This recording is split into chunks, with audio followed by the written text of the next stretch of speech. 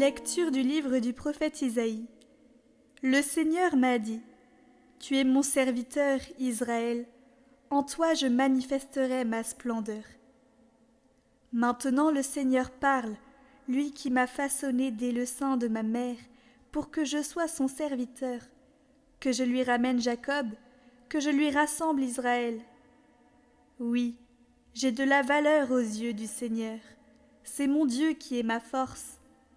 Et il dit : C'est trop peu que tu sois mon serviteur, pour relever les tribus de Jacob, ramener les rescapés d'Israël. Je fais de toi la lumière des nations, pour que mon salut parvienne jusqu'aux extrémités de la terre.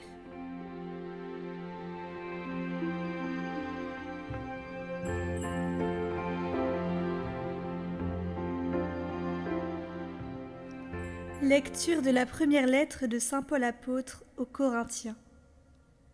Paul, appelé par la volonté de Dieu pour être apôtre du Christ Jésus, à Sosthène notre frère, à l'Église de Dieu qui est à Corinthe, à ceux qui ont été sanctifiés dans le Christ Jésus et sont appelés à être saints, avec tous ceux qui, en tout lieu, invoquent le nom de notre Seigneur Jésus-Christ, leur Seigneur et le nôtre.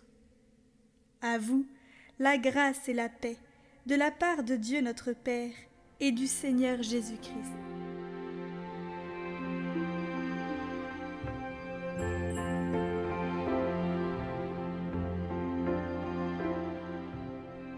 Évangile de Jésus-Christ selon saint Jean.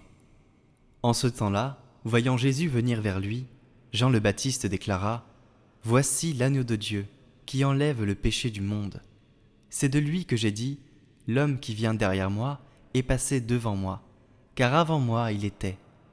Et moi, je ne le connaissais pas, mais si je suis venu baptiser dans l'eau, c'est pour qu'il soit manifesté à Israël. Alors Jean rendit ce témoignage : J'ai vu l'Esprit descendre du ciel, comme une colombe, et il demeura sur lui. Et moi, je ne le connaissais pas, mais celui qui m'a envoyé baptiser dans l'eau m'a dit : Celui sur qui tu verras l'Esprit descendre et demeurer, celui-là baptise dans l'Esprit Saint. Moi, j'ai vu, et je rends témoignage. C'est lui le Fils de Dieu.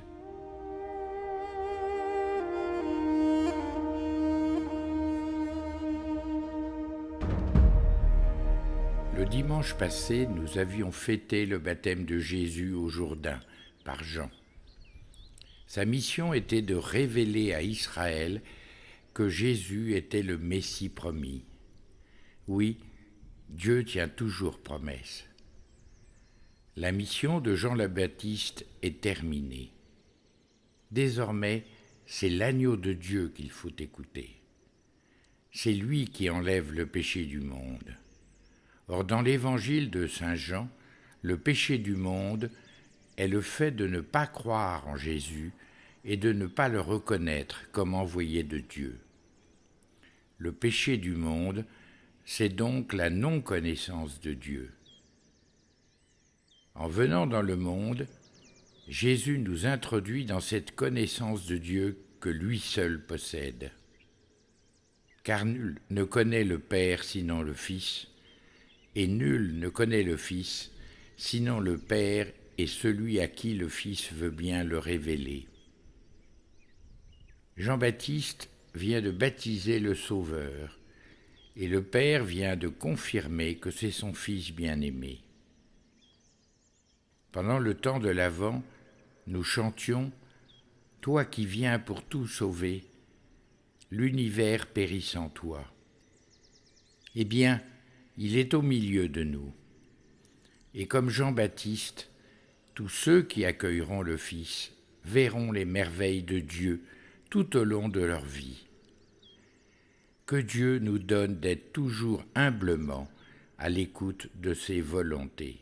Que ta parole éclaire mes pas, je te suivrai Seigneur, car tu es le chemin. Fais-moi connaître tes volontés, en toi j'ai mis ma foi, je marche dans tes voies.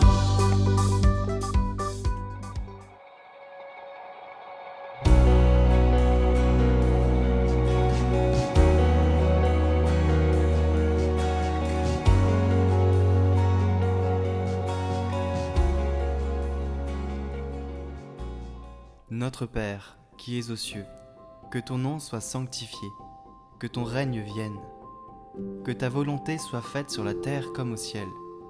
Donne-nous aujourd'hui notre pain de ce jour. Pardonne-nous nos offenses, comme nous pardonnons aussi à ceux qui nous ont offensés.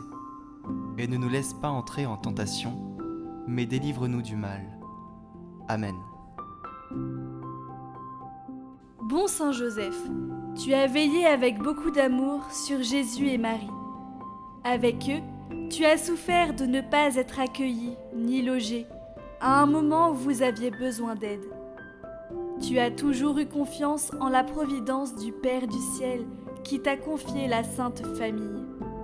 Il savait que tu veillerais sur elle en prenant tes responsabilités et en faisant tout ce qu'il y avait à faire. Nous te confions notre intention.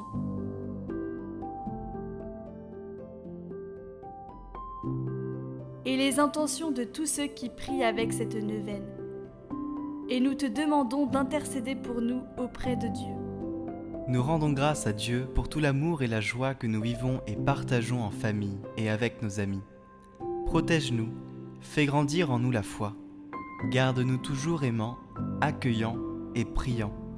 Merci d'avance, bon Saint Joseph, pour ton aide. Amen. Je vous salue Marie, pleine de grâce. Le Seigneur est avec vous. Vous êtes bénie entre toutes les femmes, et Jésus, le fruit de vos entrailles, est béni.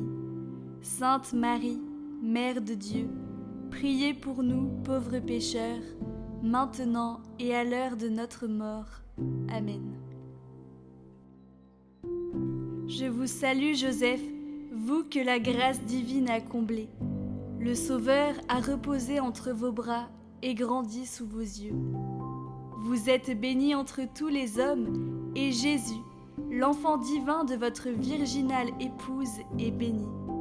Saint Joseph, donné pour Père au Fils de Dieu, priez pour nous dans nos soucis de famille, de santé et de travail jusqu'à nos derniers jours, et daignez nous secourir à l'heure de notre mort. Amen. Notre Père, toujours fidèle, tu es à nos côtés chaque jour, tu nous montres constamment tes bénédictions. Aide-nous à garder, comme Saint Joseph, confiance en toi. Protège notre foi, affermis notre fidélité et notre obéissance à ta volonté. Fais grandir en nous l'assurance que tu nous accompagnes à chaque pas de notre vie. Accompagne particulièrement ceux dont la vieillesse ou la maladie affaiblissent le corps. Fortifie leur âme et donne-leur la paix.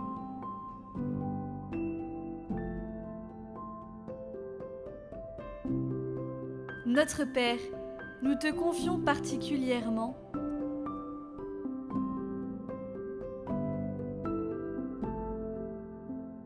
Gloire au Père, et au Fils, et au Saint-Esprit, comme il était au commencement, maintenant et toujours, pour les siècles des siècles. Amen.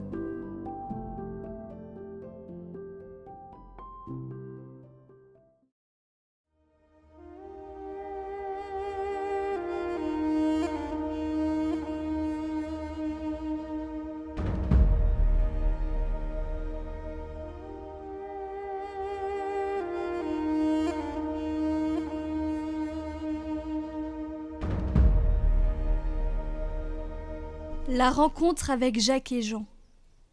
Je vois Jésus qui chemine le long de la bande verte, en bordure du Jourdain. Il est revenu sensiblement à l'endroit où je l'ai vu pour le baptême, près du gué qui paraît être très connu et fréquenté, pour passer sur l'autre rive de la Pérée. Mais l'endroit où il y avait des gens, en foule, maintenant paraît désert. Seuls quelques voyageurs, à pied, à cheval ou à âne, le parcourent. Jésus paraît ne leur prêter aucune attention.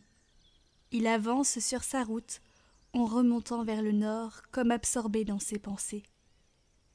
Quand il arrive à la hauteur du gué, il croise un groupe d'hommes, d'âge variable, qui discutent avec animation entre eux et se séparent, une partie allant vers le sud, l'autre remontant vers le nord. Parmi ceux qui se dirigent vers le nord, je vois qu'il y a Jean et Jacques. Jean, le premier, voit Jésus, le montre à son frère et à ses compagnons. Ils parlent un peu entre eux, et puis Jean se met à marcher rapidement pour rejoindre Jésus. Jacques le suit plus lentement. Les autres ne s'en occupent pas. Ils marchent lentement en discutant. Quand Jean est près de Jésus, à sa hauteur, à peine à 2 ou 3 mètres de lui, il crie « Agneau de Dieu qui enlève les péchés du monde !» Jésus se retourne et le regarde. Les deux sont à quelques pas l'un de l'autre. Ils s'observent. Jésus avec son regard sérieux et pénétrant, Jean avec son regard pur et rieur dans son charmant visage juvénile qui paraît celui d'une jeune fille. On lui donne plus ou moins 20 ans, et sur ses joues roses, on ne remarque rien qu'un duvet blond qui paraît un voile d'or. « Qui cherches-tu » demande Jésus. « Toi, maître. »« Comment sais-tu que je suis maître ? C'est le Baptiste qui me l'a dit. »« Et alors, pourquoi m'appelles-tu agneau ?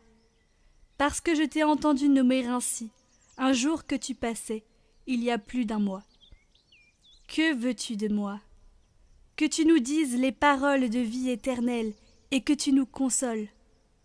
Mais qui es-tu ? Je suis Jean, de Zébédée, et celui-ci c'est mon frère Jacques. Nous sommes de Galilée, nous sommes pécheurs, et nous sommes aussi disciples de Jean.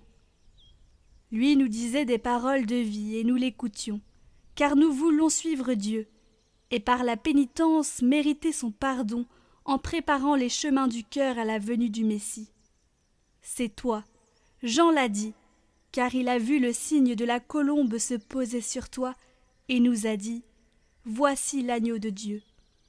Moi je te dis, agneau de Dieu qui enlève les péchés du monde, donne-nous la paix, parce que nous n'avons plus de guide et notre âme est troublée.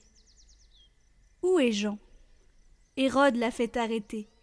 Il est en prison à Machéronte. Ses plus fidèles parmi nous ont essayé de le délivrer, mais impossible. Nous revenons de là. Laisse-nous venir à toi, maître. Montre-nous où tu habites. Venez, mais savez-vous ce que vous cherchez ?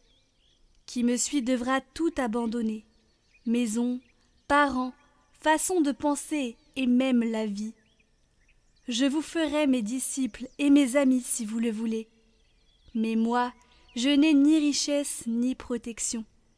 Je suis et le serai davantage, pauvre au point de ne pas avoir où reposer ma tête, et persécuté plus qu'une brebis perdue n'est poursuivie par les loups. Ma doctrine est encore plus sévère que celle de Jean, car elle interdit le ressentiment. Elle ne concerne pas tant l'extérieur que l'esprit. Vous devrez renaître si vous voulez être mien. Le voulez-vous ?